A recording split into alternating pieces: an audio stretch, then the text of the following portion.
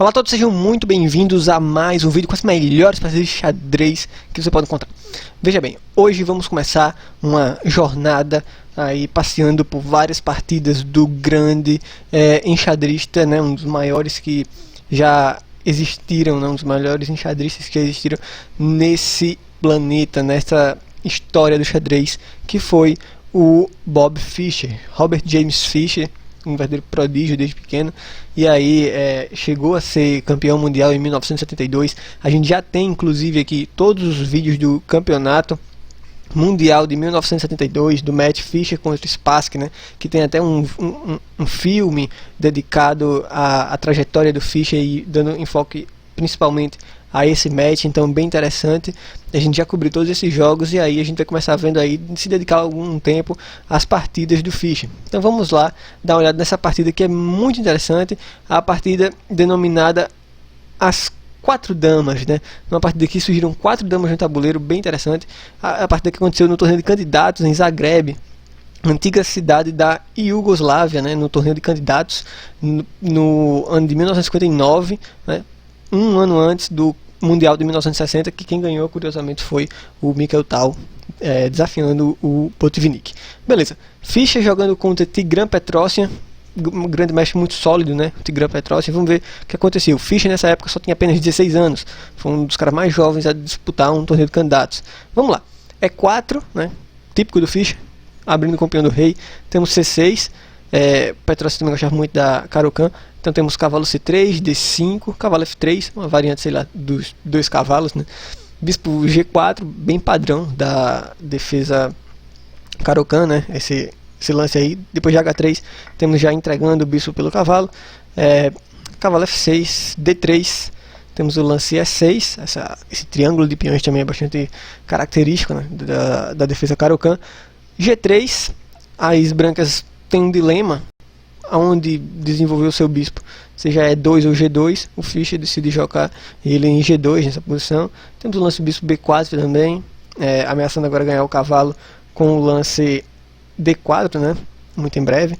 E aqui sigue o bispo D2 por parte do Fischer. Claro, se você joga o lance algo do tipo bispo G2, por exemplo, tentando se confiar que depois de D4 A3 vai te salvar, bem chato, né? Vai ter que entregar a qualidade depois de dama A5.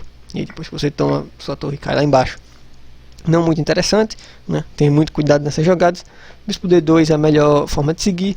Depois de D4 e o cavalo saindo para B1, o Petrosian decide tomar logo de cara, né? Facilita um pouco a vida do Fischer, porque muitas vezes ele pode trazer esse cavalo aqui para casa C4 de forma mais fácil, né? Facilita aí de volta, trazer o cavalo de volta para o jogo.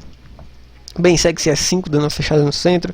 Bispo vem para casa G2, C5, abrindo aí a casa C6, né, para o cavalo desenvolver. Roque, temos cavalo C6, dama vem para casa E2. Interessante que muitas vezes nessas linhas, né, o avanço F4 é muito comum, tanto nessa linha quanto também algumas linhas da siciliana. Esse avanço F4 é bastante temático, onde você tem esse peão aqui E5 bloqueando esse seu peão aqui. Então, para quebrar essa estrutura de peões, você abre mão desse peão, né, avançando ele para casa F4. Temos o lance dama E7, F4, roque grande, né? E aí depois de A3 temos o lance cavalo E8, com a ideia de fortalecer o centro jogando F6. E o Fischer decide, claro, começar a mobilizar os seus peões na ala da dama, uma vez que o rei negro agora se encontra nessa ala, né? Convém começar a avançar seus peões na ala da dama, começando a tentar pegar alguma atividade aí nessa ala. Então depois de B4, temos o lance peão toma em B4 e o Fischer não se apressa em retomar o peão de volta, porque ele sabe que dá para recuperar muito em breve. Então segue esse cavalo C4 por enquanto, né? E depois de F6, trocas em E5, temos o lance peão toma em B4, com ideias, claro, de você tirar esse cavalo aqui da casa C6, beleza?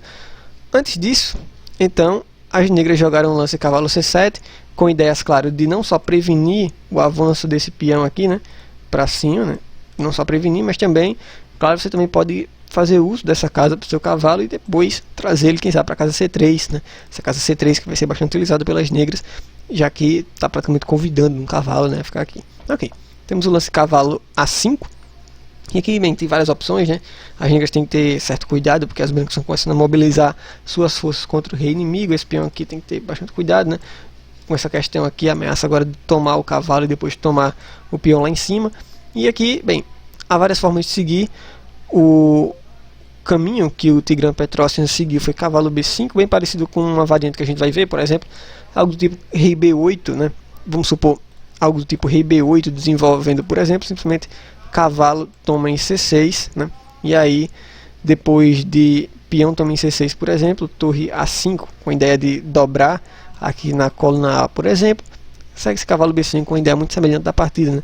Com torre de FA1, e as negras estão bastante sólidas, né? É muito complicado você explorar essa questão aqui desse rei. Então, depois de cavalo A5, temos o lance cavalo B5, ok? E aqui a questão do cavalo B5 é de novo associada à defesa, né? Depois de cavalo, toma o cavalo, peão toma o cavalo, e aqui as negras estão bem tranquilas. Ok, o Fischer então decide tomar outra iniciativa. Ele começa jogando a torre F2, com a ideia, quem sabe, de dobrar torre na única coluna totalmente aberta que nós temos no tabuleiro. Temos o lance G6, e aqui H4, com a ideia de tentar quebrar um pouco essa cadeia de peões, depois de rei B7, H5, e aqui, claro, você tem esse peãozinho sendo atacado, né? O Fischer vai deixando esse peão aí ser capturado em B4. O ponto é que quando a dama sai aqui dessa casa, né, ela permite que a torre vá lá em cima dando um cheque, ou seja, permite que as brancas consigam alguma atividade, né? Depois de temos aí rei B6. O Petrosian, é uma curiosidade bem interessante, que ele era bem conhecido por andar bastante com seu rei, né? As chamadas caminhadas do rei, vamos assim dizer. A gente tem até alguns vídeos também falando sobre isso. Mas ele era bastante conhecido, por exemplo, por andar com seu rei. Então para ele não é nenhum problema sair com seu rei lá do outro lado e de repente tá parando já em B6, enfim, andar com o rei. Temos o lance dama F2, tomando realmente conta dessa fileira. Tem A5, é bem interessante esse avanço A5, né? Porque, veja, aqui você não tem nenhum peão nessas duas fileiras. Isso significa que o peão das negras é muito perigoso com essa ameaça de avançar, né? E quem sabe até chegar a uma promoção. Então ele está praticamente sozinho, né? Cabe às negras agora tentar avançá-lo e tentar realmente promover. Temos o lance C4, aproveitando essa cravada do peão que não permite a tomada em passante, por exemplo, né?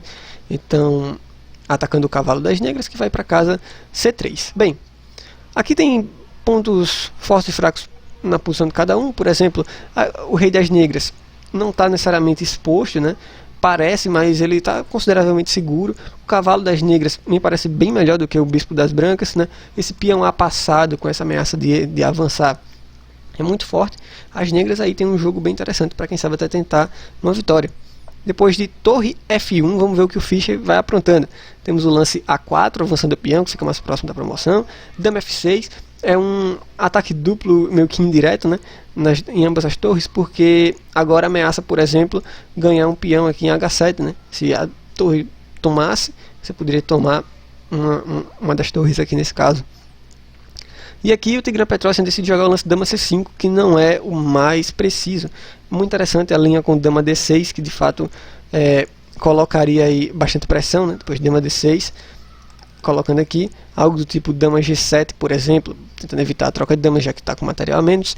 Algo tipo torre de DG8, e você tem que fazer alguma coisa, por exemplo, se torre B7 cheque, o rei pode vir para cá C5, estando bastante seguro, e depois dama H6 saindo o ataque da torre das negras, né? Você tem que arranjar algum jeito de tentar lidar com essa posição. Por exemplo, os brancos não alcançaram nada nessa posição, e além disso tem essa ameaça aqui ainda iminente desse peão avançar. Por isso que depois de dama F6 a melhor alternativa seria de fato dama D6, contudo seguido dama C5. Vamos ver o que é que muda. Permite primeiro esse torre toma o peão aqui em H7, né, como a gente viu, ganhando um peão. Temos o lance de torre de DF8, ganhando um tempo em cima da dama, que também toma mais um peão em G6. Torre toma em H7, né, um par de torres vai embora. E aqui o segundo par de torres também vai embora com bispo toma em F1. Ok. O que é que as negras conseguiram com isso tudo? elas vão promover, né? Depois do lance A3 você não tem condições, né? Nem a dama, nem o bispo, nem nenhuma peça das brancas consegue chegar a tempo naquele peão, então ele vai promover. Resta as brancas agora também tentarem promover esse peão aqui em H5 que elas têm. Então segue-se H6, A2, dama G8, A1 promovendo para a dama, e aí H7 as brancas, ao que parece, também vão conseguir promover. Vamos ver o que as negras podem talvez tentar conseguir com tudo isso.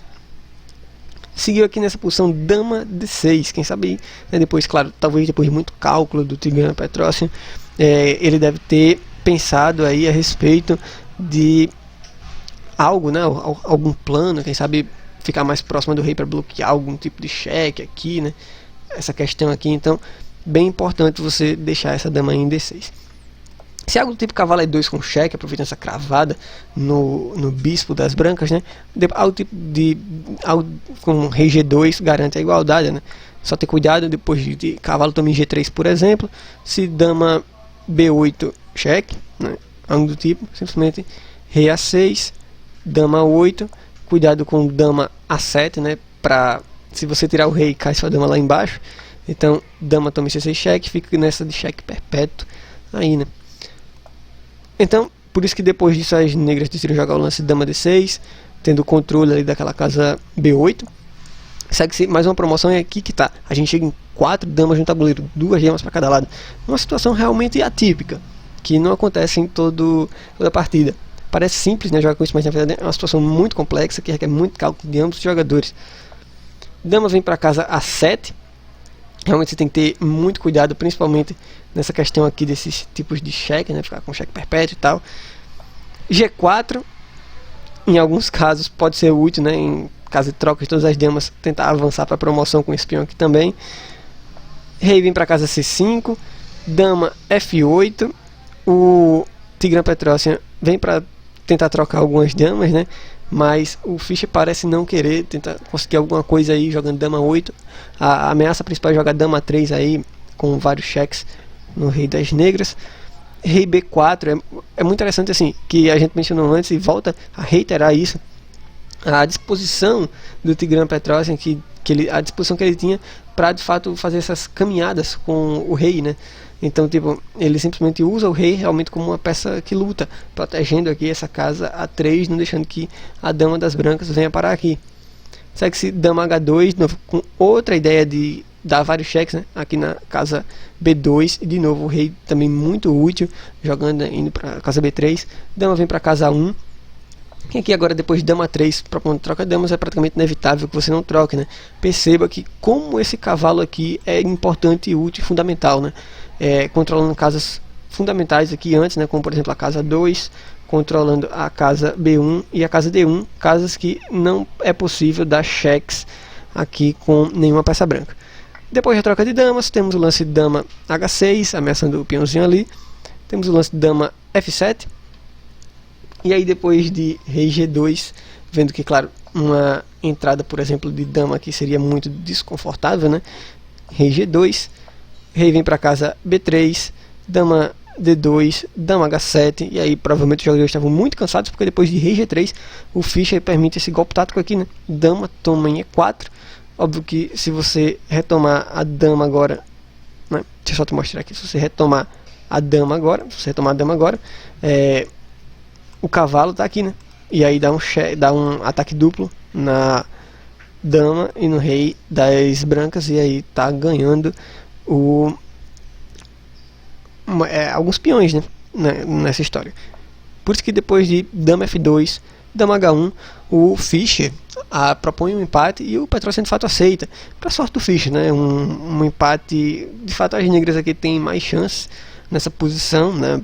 Parece bem melhor de fato para o Petrosian, mas ambos os jogadores deviam estar bastante cansados e, enfim, é bastante entendível que eles não quisessem prosseguir nesse caso.